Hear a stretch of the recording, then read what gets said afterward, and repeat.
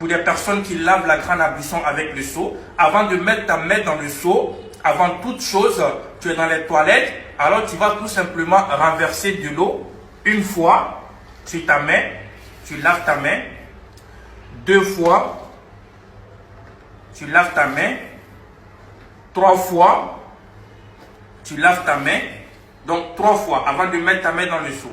Et après cela maintenant, donc qu'est-ce que tu vas faire? Si tu as fini de renverser le seau trois fois, donc tu peux maintenant mettre ta main dans le seau. Donc cela veut dire que tu vas commencer à laver maintenant tes parties intimes.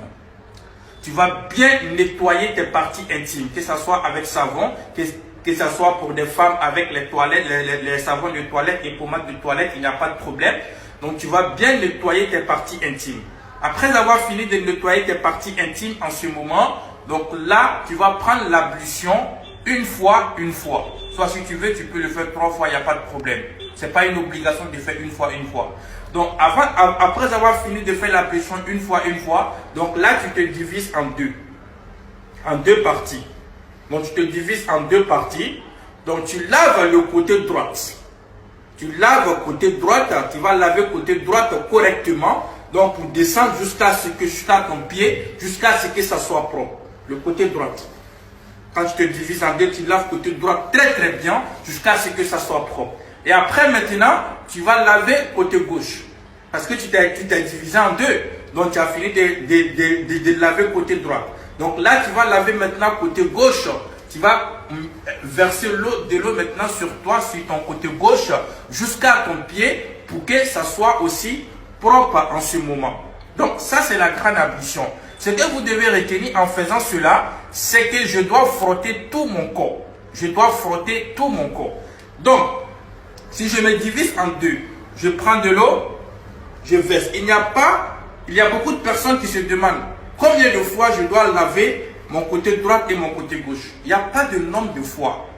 Ce qui est demandé, c'est que ça soit bien frotté et que ça soit bien propre. C'est ce qui est demandé. Donc, je prends l'eau, je verse, je lave bien. Je prends l'eau, je verse, je lave bien. Au niveau de nos mamans, au niveau des femmes, donc après avoir fini de laver la partie intime correctement et après avoir pris l'ablution une fois, prenez de l'eau dans le seau, que ce soit dans le robinet directement ou peut-être dans le seau, prenez de l'eau et mettez cela dans votre cheveu.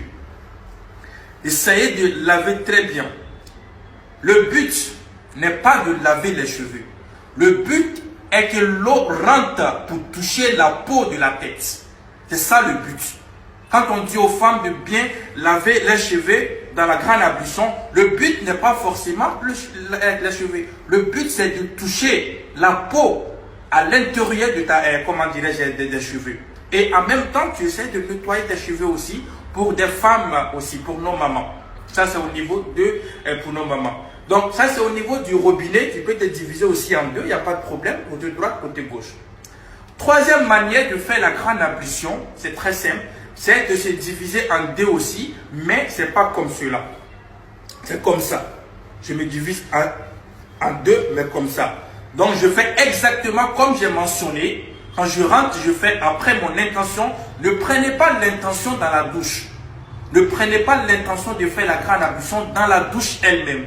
Prenez cela en dehors de la douche. Avant même de rentrer dans les toilettes, tu as déjà ton intention que je vais faire la grande ablution directement.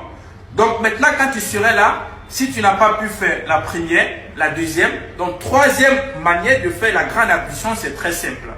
Tu te divises comme ça à deux. Donc après avoir fini l'ablution une fois et tout, laver les parties intimes, tes cheveux, tu laves le haut. Tout le haut, tu laves ça très bien. Et après cela, tu laves le bas directement. Donc l'ablution, c'est très simple. Ce n'est pas compliqué. Donc essayez tout simplement de pratiquer cela parce que nous avons beaucoup de personnes, wallahi, qui ne savent pas comment il faut faire la grande ablution.